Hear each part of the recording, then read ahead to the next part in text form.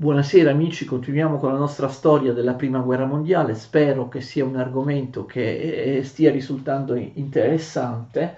Parliamo quest'oggi del 1917. Cosa succede durante la Prima Guerra Mondiale del 1917? Un anno importante. Perché è un anno molto importante? Perché dopo 3 anni, 14, 15, 16, anche buona parte del 1917, 3 anni di immobilità, di guerra di trincea, di guerra statica, in cui accadono delle cose ma non risolutive, assolutamente non decisive. Nel 1917 invece avvengono due cose fondamentali che rappresentano una svolta. All'inizio della prima parte dell'anno gli Stati Uniti d'America entrano in guerra a favore dell'intesa, a favore di Francia, Gran Bretagna e Russia. Questa decisione sarà decisiva perché farà vincere l'intesa.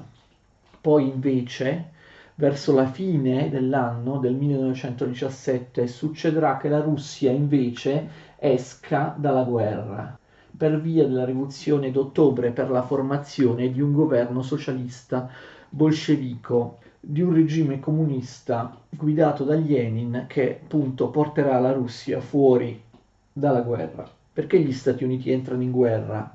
Sin dall'inizio della guerra abbiamo visto che gli Stati Uniti parteggiavano sia per simpatia ideologica, per vicinanza storico-culturale, sia per interessi economici, parteggiavano per Gran Bretagna e Francia. Per l'intesa, erano strettamente legati all'intesa per le loro motivazioni e avevano fatto il più possibile per aiutare Gran Bretagna e Francia, avevano concesso numerosi prestiti, quindi Gran Bretagna e Francia erano indebitati verso gli USA, avevano portato armi verso Gran Bretagna e Francia, avevano aiutato in maniera sostanziale Francia e Gran Bretagna, li rifornivano di armi, di soldi attraverso navi che, ricordate, i tedeschi cercavano di affondare con i loro sottomarini. Allora, che cosa succede? All'inizio del 1917 lo Stato Maggiore tedesco, che ricordate coincideva con il governo tedesco, riprende la guerra sottomarina che era stata, ricordate, bloccata o comunque attenuata dalle polemiche per l'affondamento dell'Usitania del 1915. Ricordate gli Stati Uniti che avevano perso con l'affondamento dell'Usitania molti loro cittadini avevano minacciato di entrare in guerra. Il presidente Wilson, eletto nel 1912 del Partito Democratico, viene rieletto durante la guerra del 1916. La cosa singolare è che Wilson viene rieletto anche grazie alla promessa da parte sua di non entrare in guerra.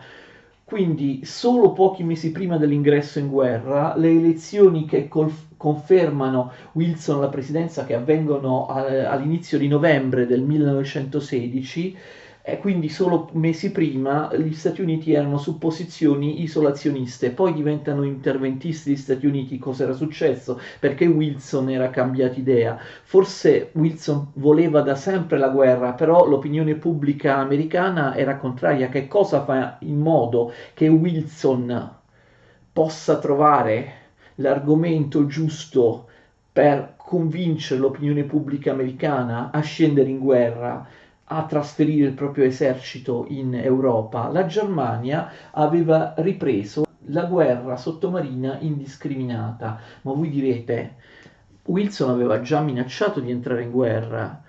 La Germania all'inizio del 1917 riprende la guerra sottomarina indiscriminata pur sapendo che la conseguenza sarà l'ingresso in guerra contro di essa degli Stati Uniti d'America. Perché la Germania deve giocarsi il tutto per tutto, perché la Germania sta perdendo, abbiamo visto la scorsa volta, non perché abbia perso chissà quali battaglie, anzi la Germania combatte ancora all'interno del fronte francese e all'interno del fronte russo. Non sta perdendo militarmente, la Germania sta perdendo per il fronte interno. La Germania, l'industria tedesca non è più in grado di produrre per la guerra. La Germania sa che non può resistere per molto tempo. Le industrie tedesche non hanno più i materiali, non riescono più a produrre neanche proiettili, i tedeschi non hanno più la benzina e così via, scarseggia tutto. Quindi voglio che voi capiate questa logica. Da parte del governo tedesco la Germania dice o vinciamo adesso, come una scommessa ci giochiamo il tutto per tutto, oppure se la guerra si prolunga noi inevitabilmente finiremo per perdere, quindi ci giochiamo il tutto per tutto, dobbiamo vincere entro pochi mesi, altrimenti perderemo. E allora, per poter vincere, l'unico modo per poter vincere è impedire a Francia e Gran Bretagna di ottenere rifornimenti dagli Stati Uniti. L'unico modo per vincere è silurare con i sommergibili dappertutto qualunque cosa che arrivi in Gran Bretagna e Francia, anche le navi che portano cereali, per far a sua volta crollare il fronte interno della Francia, ma soprattutto della Gran Bretagna, che è un'isola e quindi è esposta da tutte le parti ai sommergibili tedeschi. I sommergibili tedeschi cominciano una guerra sottomarina indiscriminata, affondano qualunque barca, qualunque nave, anche civile, anche di paesi neutrali, per strangolare l'Inghilterra, la Gran Bretagna. Devono vincere in pochi mesi. Qual è la logica? I tedeschi sanno che gli Stati Uniti entreranno in guerra, sanno anche che gli Stati Uniti non hanno un vero e proprio esercito, devono prima crearlo. I tedeschi calcolano che finché gli Stati Uniti fossero sbarcati in Europa per dispiegare il loro potenziale enorme sarebbe passato comunque un anno, come infatti successe, perché soltanto all'inizio del 1918 gli Stati Uniti poterono iniziare a combattere sul fronte francese, sul fronte occidentale. Allora la Germania fa questa scommessa: dobbiamo fare la guerra contro gli Stati Uniti, la guerra sottomarina indiscriminata per strangolare la Gran Bretagna, e dobbiamo vincere la guerra all'inizio del 1918. Gli Stati Uniti ci dichiarano guerra, ma sarà inutile, perché noi riusciremo a vincere prima che gli Stati Uniti arrivino. Se non ci riusciamo, perderemo, perché gli Stati Uniti ci faranno perdere, ma se non facciamo così, capite, perderemo lo stesso. Almeno così abbiamo una chance. Non so se si capisce questo. La Germania si gioca il tutto per tutto. La Germania non riesce a strangolare, a far morire di fame la Gran Bretagna, nonostante la guerra sottomarina terribile. La Gran Bretagna resiste e resiste per tutto il 1917 e per l'inizio del 1918. Nel frattempo l'esercito degli Stati Uniti è sbarcato. L'esercito statunitense nel 1918 riuscirà poi a invertire la situazione, la sorte militare.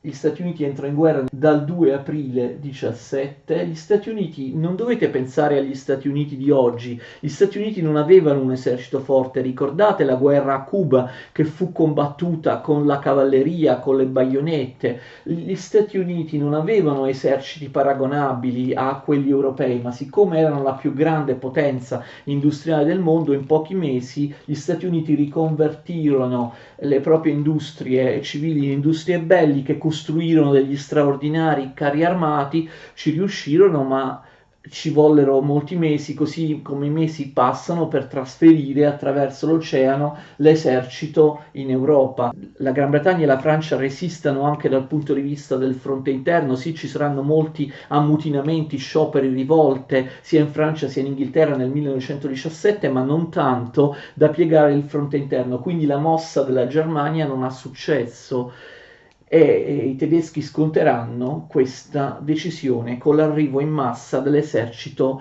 statunitense nel corso del 1918. Andiamo a vedere l'altro avvenimento fondamentale. Abbiamo già detto in passato che la Russia esce dalla guerra.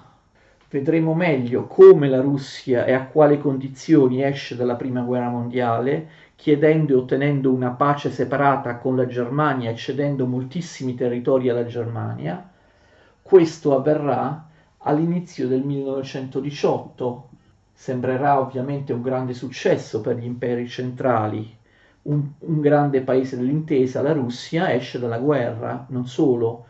al 1918, all'inizio del 1918, con la pace di Brest-Litovsk, la Russia, per poter avere da parte della Germania la pace, la Russia doveva per forza fare la pace della Germania, perché i comunisti appena andati al governo, al potere, avevano il problema delle guerre civili interne, non potevano combattere su due fronti, quindi dovettero cedere al ricatto della Germania all'inizio del 1918. La Russia, che era diventata comunista, esce dalla guerra dovendo cedere immensi territori dell'Europa orientale alla Germania. Pace di Brest-Litovsk, tutta la Polonia, tutta l'Ucraina, territori immensi nell'Europa centrale e orientale. Poi vedremo però, siccome la Germania perderà la guerra, perderà anche questi territori, ovviamente. Vedremo che fine faranno questi territori. Quindi apparentemente l'uscita in guerra dalla Russia all'inizio del 1918 è un grande vantaggio per gli imperi centrali, però in realtà essi non ne approfitteranno. Nonostante la pace di Brest-Litovsk, con cui la Russia ormai comunista esce ufficialmente dalla guerra, avvenga all'inizio del 1918, vedremo poi in altre lezioni quando esattamente, di fatto, attenzione, già a partire da settembre, ottobre 1917 il fronte orientale, il fronte russo, diventa inattivo, non si combatte più. Già prima della rivoluzione d'ottobre, già in agosto, settembre, ottobre del 1917, perché? Perché c'era stata la rivoluzione di febbraio e nonostante il governo liberale della rivoluzione di febbraio volesse far continuare la guerra, i soldati si ammutinano, sparano contro i propri comandanti, insomma di fatto la Russia non è più in grado di combattere. Anche prima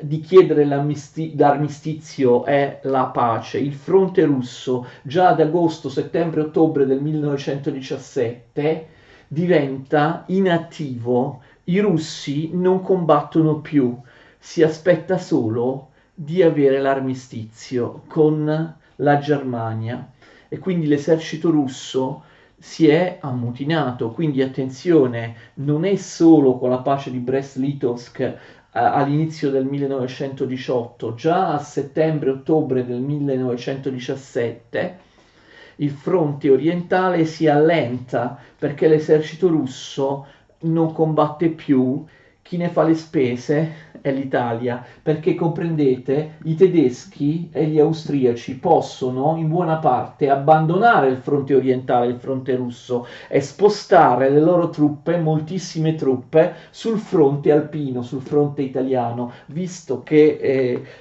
sul fronte orientale non si combatte più.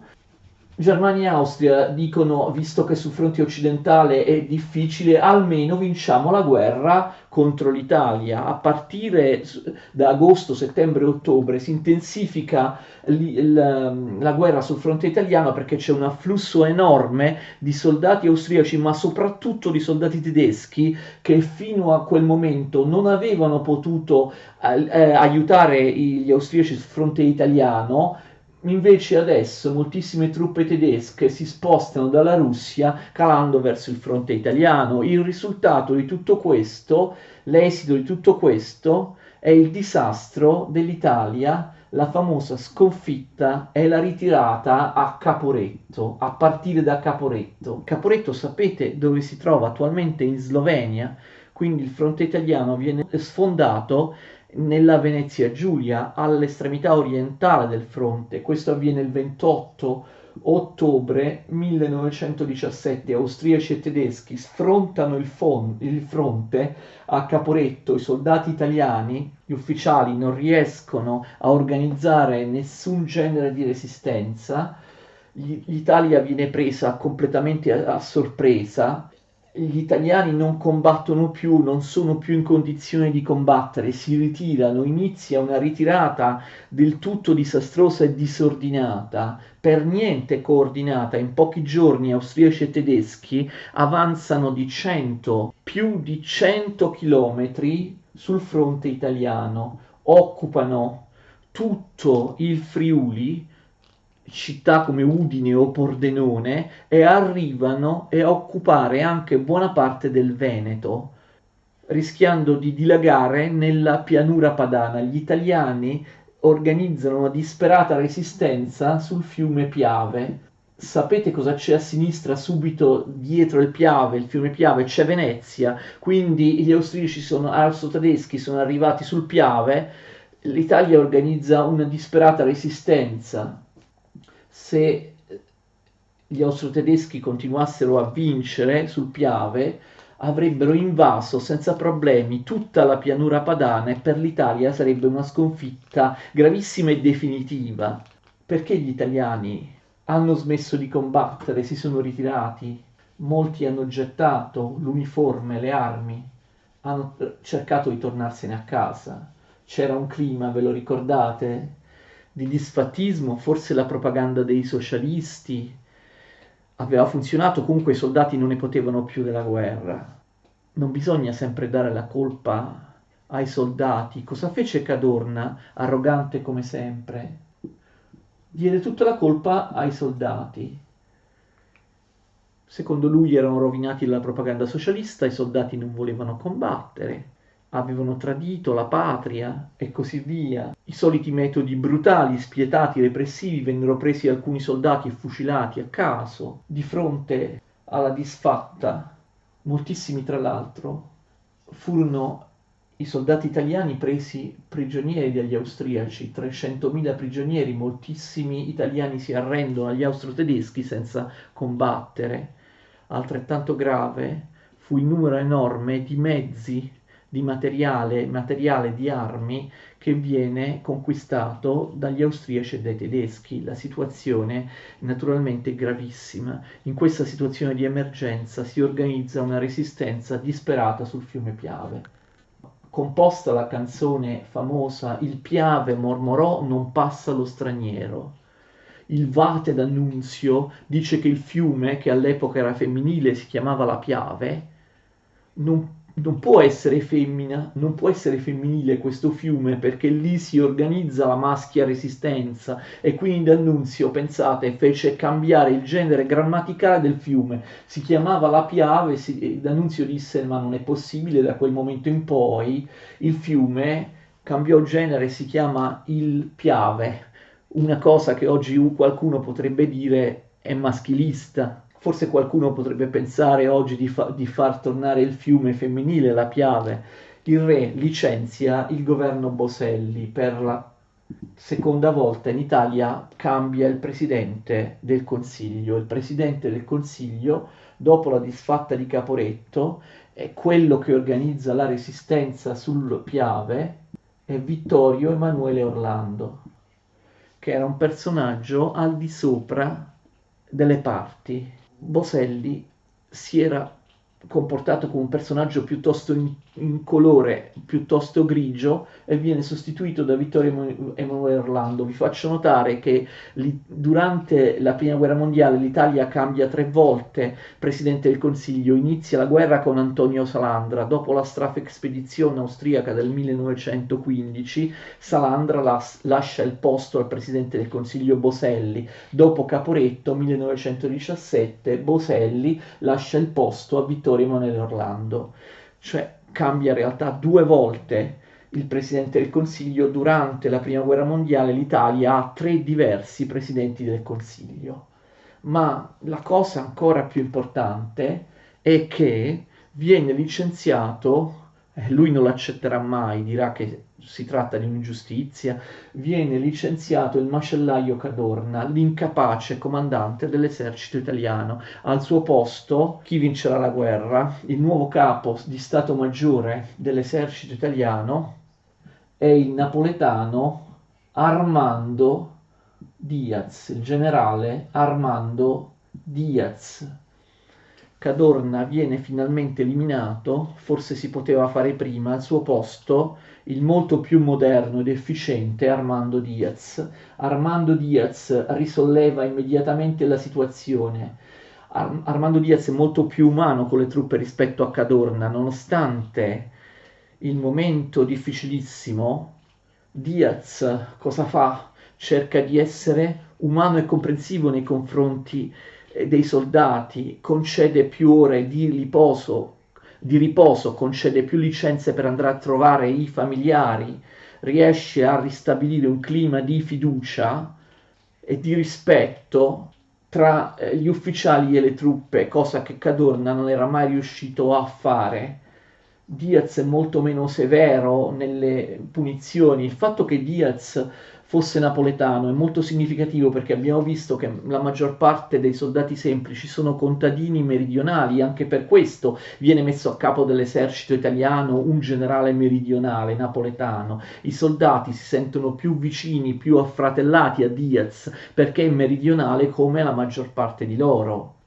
Tranne reparti scelti come bersaglieri alpini, la maggior parte dei soldati di leva sono meridionali. La resistenza sul Piave riesce. Gli austriaci sono fermati sulla linea del Piave. Esisteva da poco il fonografo, lo sapete, Vittorio Emanuele Orlando registra la propria voce su un disco, quelli che si usavano all'epoca, che può essere ascoltato con il fonografo con la puntina, come oggi si fa con i dischi in vinile con la puntina.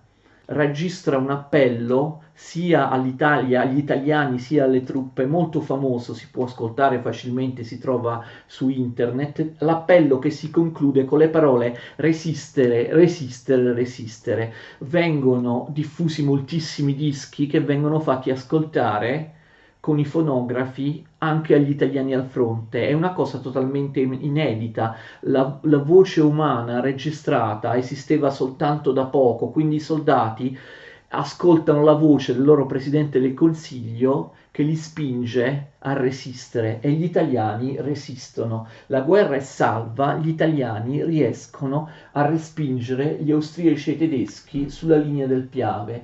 Pian piano gli italiani riescono a riconquistare le posizioni, i territori perduti. Vedremo poi come l'Italia vincerà la guerra contro l'Austria-Ungheria, ma l'Italia ha rischiato seriamente di perdere. Un'ultima cosa, abbiamo già visto che l'Italia trattava male i suoi soldati, la cosa incredibile che come argomento è venuto fuori, come argomento di discussione soltanto negli ultimi decenni, perché prima non se ne parlava. Ancora adesso l'esercito italiano non ha mai stilato una relazione ufficiale su Caporetto. L'esercito italiano non ha mai, come sarebbe suo dovere, visto anche gli eventi successivi, l'esercito italiano non ha mai redatto un rapporto, un resoconto ufficiale su Caporetto, sugli eventi di Caporetto.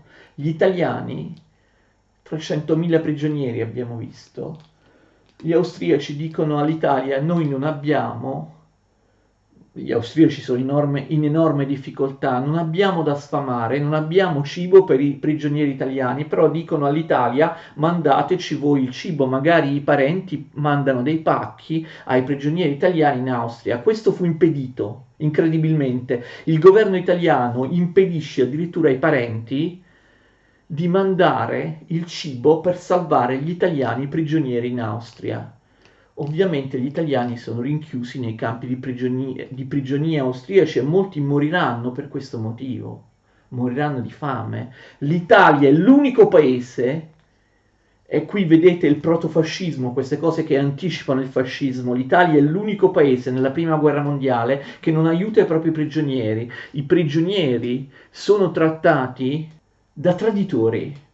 D'Annunzio dice si stanno facendo le vacanze sulle Alpi austriache, sono dei disertori, degli imboscati, stavano morendo di fame, invece si suppone che siano stati tutti catturati perché non volevano combattere e sono la vergogna dell'Italia. Pensate, il clima assurdo di nazionalismo in Italia fa sì che gli stessi parenti, gli stessi genitori si vergognino dei loro figli che sono prigionieri e vengono abbandonati dai genitori. Noi abbiamo le lettere di molti genitori che dall'Italia inviano ai loro figli prigionieri dicendo in queste lettere tu non sei più mio figlio, tu sei un traditore, mi vergogno di te, possa tu morire, non fai parte più della mia famiglia. Questo era il clima nazionalistico esasperato. I prigionieri italiani, dopo Caporetto, prigionieri degli austriaci, vengono trattati come dei traditori e lasciati morire. Gli stessi parenti, gli stessi genitori non vogliono aiutarli, li disconoscono, ma anche quelli che mandano i pacchi con il cibo, questi pacchi vengono intercettati dalle autorità italiane, dall'esercito, non arrivano mai a destinazione. Moltissimi italiani muoiono, i prigionieri di Caporetto trattati così. Moltissimi di questi non si sa neanche dove sono stati seppelliti.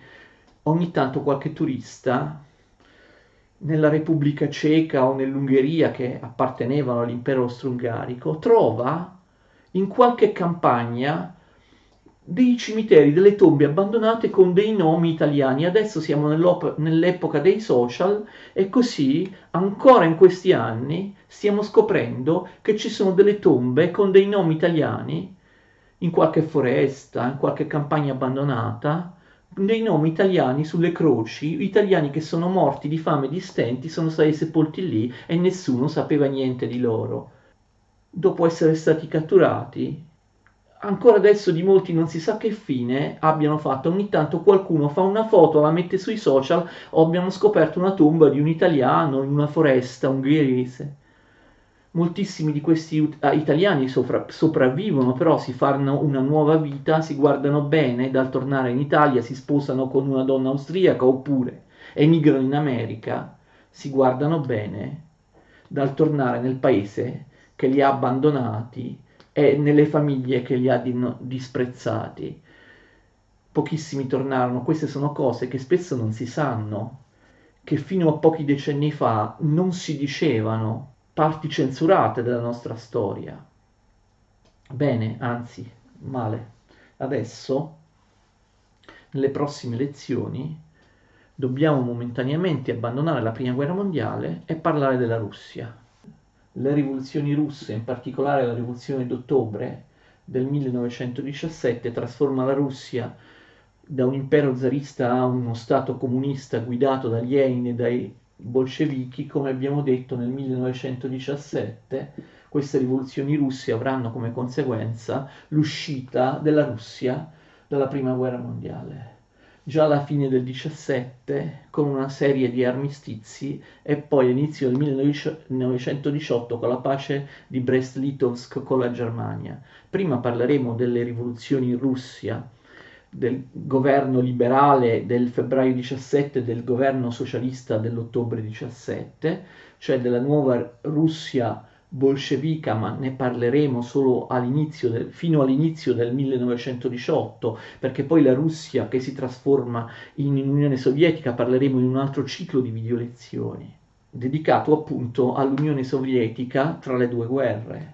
Parliamo invece nella prossima lezione della Russia, come la Russia diventa comunista nelle prossime due lezioni fino al 1918, e poi concluderemo la Prima Guerra Mondiale parlando dell'ultimo anno di guerra del 1918 e poi parlando dei trattati di pace del 1919-1920, trattati di pace di Parigi, che sono piuttosto complessi. Quindi per il momento, nelle prossime due video lezioni, lasciamo la Prima Guerra Mondiale e parliamo di quello che succede all'interno della Russia nel 1917 e all'inizio del 1918. Arrivederci.